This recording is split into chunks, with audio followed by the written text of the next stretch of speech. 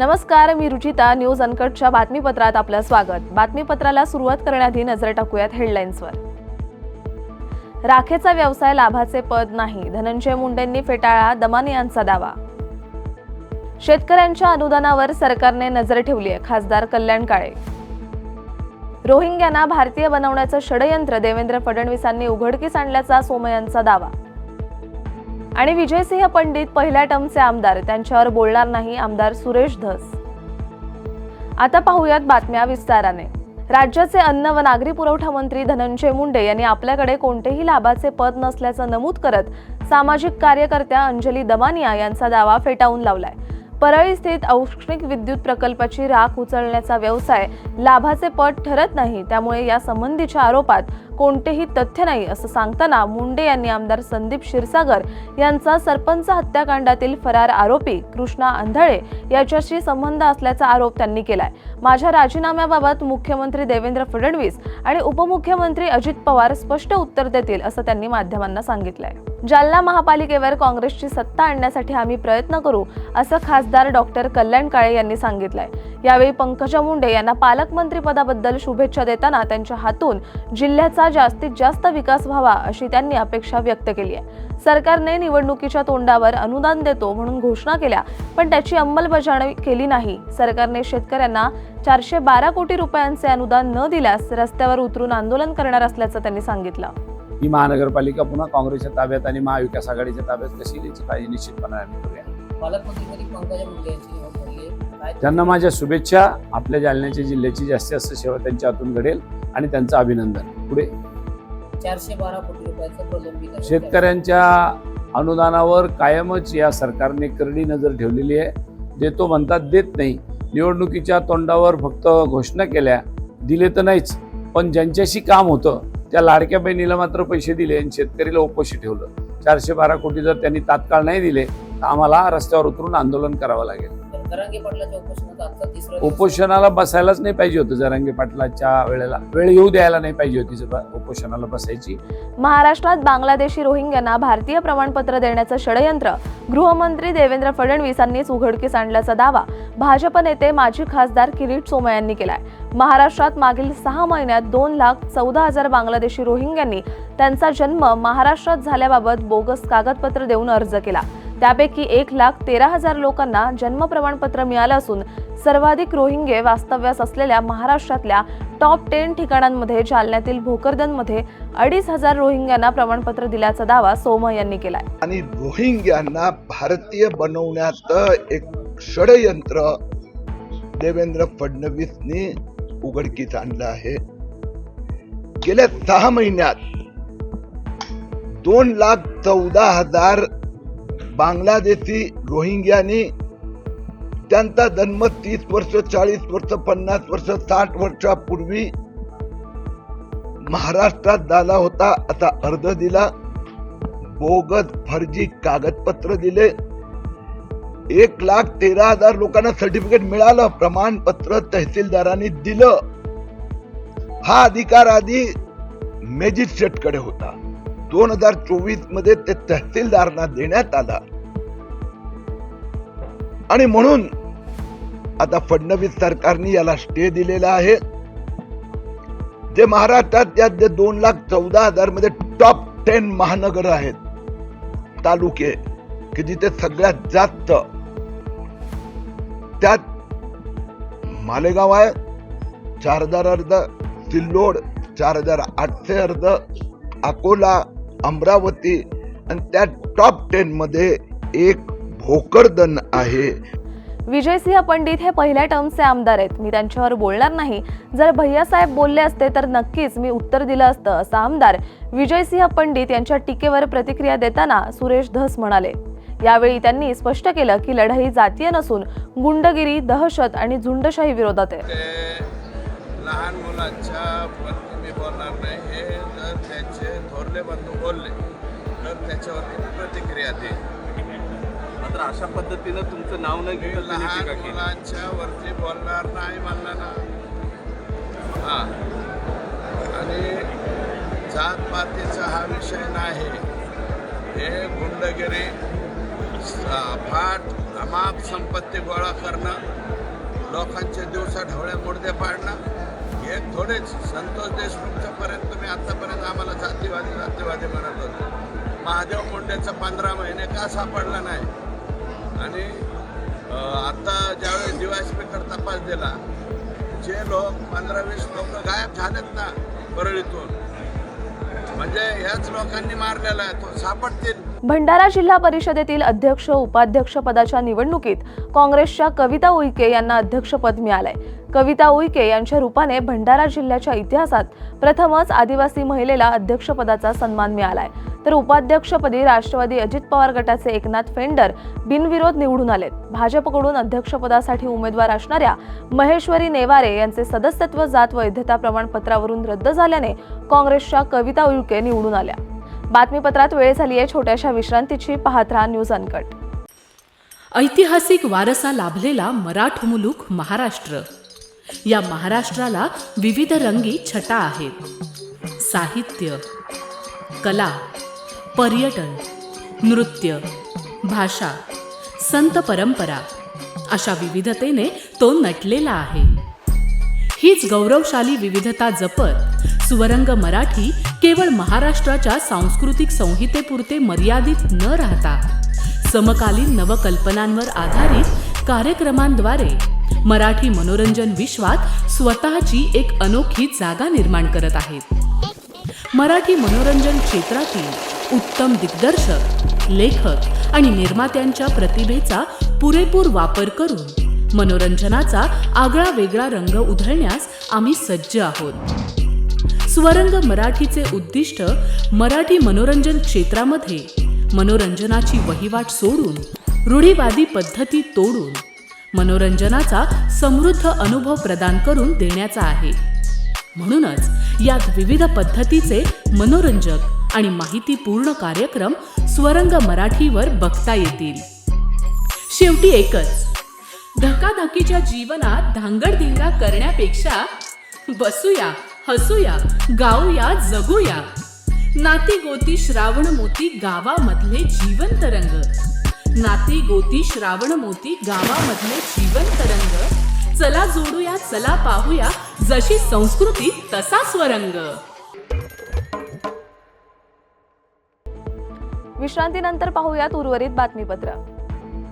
छत्रपती संभाजीनगरच्या वाळूजमधील एका कार्यक्रमात ओबीसी आंदोलक नवनाथ वाघमारेंनी मनोज जरांगे पाटील यांच्याविषयी वादग्रस्त वक्तव्य केलं होतं. या प्रकरणी संतप्त झालेल्या छत्रपती संभाजीनगरमधील मराठा कार्यकर्त्यांनी नवनाथ वाघमारे यांच्यासह आयोजकांवर वाळूजच्या MIDC पोलीस ठाण्यामध्ये तक्रार दिली असून त्यांच्यावर आता गुन्हा दाखल केलाय. त्यावेळी मी जालन्यात आणि जरांगीच्या मतदारसंघात राहणारा मी माणूस आहे. तेव्हापासून मी त्याला जरांगे नावाचं माकडच म्हणतोय आणि केव्हाही त्याला जरांगे नावाचं माकडच म्हणणार. कारण त्या जरांगे नावाच्या माकडाचा कुठलाही अभ्यास नाही, संविधानाचा अभ्यास नाही, समाजकारणाचा नाही, राजकारणाचा नाही. फक्त जाती भांडणं लावण्यासाठी तिथं ते शरद पवार असतील आणि जे जातीवादी मराठा नेते असतील त्यांनी सर्वांनी तिथं आंतरवाली सराटीत त्याला बसवण्याचं काम केलं. त्याच्या सुरुवातीच्या मेळाव्याला ओबीसीचे अनेक लोक गेले. त्या आंतरवाली सराटीच्या मेळाव्यात लाखो लोक ओबीसीचे सुद्धा सामील झाले. त्यामध्ये आपल्या लोकांनी पाणी वाटप केलं, कोणी त्याला चहा नाश्ता देण्याचं सुद्धा त्या लोकांना, त्यांच्या मेळाव्यातील लोकांना देण्याचं काम केलं. आपल्या ओबीसीने मोठेपणा दाखवण्याचं काम केलं. परंतु ज्यावेळी आपल्या ओबीसीचे मेळावे होते त्यावेळी ह्या मराठ्यांनी काही दानं दाखवली का? तुमच्या ओबीसीच्या लोकांना पाणी तरी पाजलंय का यांनी? ओबीसीचे जातीतील लोकांना, तरुणांना सोशल मीडियावर काही मराठा समाजाच्या जाणकार मंडळीनं समजावून सांगण्याचं सुद्धा काम केलं नाही त्यांच्या तरुणांना. तर आपण शांत का बसायचं? आपण का बांगड्या भरल्या का हातात? किती दिवस शांत बसणार? खरं तर आपल्या माता भगिनीने सुद्धा आता त्यांच्या माता भगिनी सारखं लिहिलं पाहिजे, बोललं पाहिजे. सोशल मीडियाच्या माध्यमातून त्यांच्या माता भगिनी पाहायला पाहिजे जरांगेला कसा सपोर्ट करतात. आम्हाला आरक्षण पाहिजेच म्हणजे आरक्षण आमच्या बापाचं आहे, तुमच्या बापाचं नाही. मात्र आरक्षण कोणाला मिळालं पाहिजे? जो समाज सामाजिक दृष्ट्या मागास आहे, शैक्षणिक दृष्ट्या मागास आहे, राजकीय दृष्ट्या मागास आहे. यांचा समाज तर सामाजिक दृष्ट्या मागास नाही, राजकीय दृष्ट्या मागास नाही, सामाजिक दृष्ट्या मागास नाही. मग याला आरक्षणाची गरजच काय? आणि त्यांच्या आरक्षणाला आपण म्हणतो आम्ही विरोध करत नाही, त्याला विरोध आहे आपला. विरोध का नाही करायचा? त्याला आरक्षणाची गरजच नाही, तुम्ही आरक्षण का मागा? आमच्या गरिबाच्या लेकराला आरक्षण. माजी मंत्री बाबा सिद्दीकी यांच्या हत्येनंतर बिश्नोई गँगने हत्येची जबाबदारी घेतली होती. मात्र या प्रकरणात आणखी काही धागेदोरे असू शकतात अशी शक्यता व्यक्त करत झिशान सिद्दीकी यांनी पोलिसांना दिलेल्या जबाबात त्यांनी अनेक मोठ्या नावांचा उल्लेख केलाय.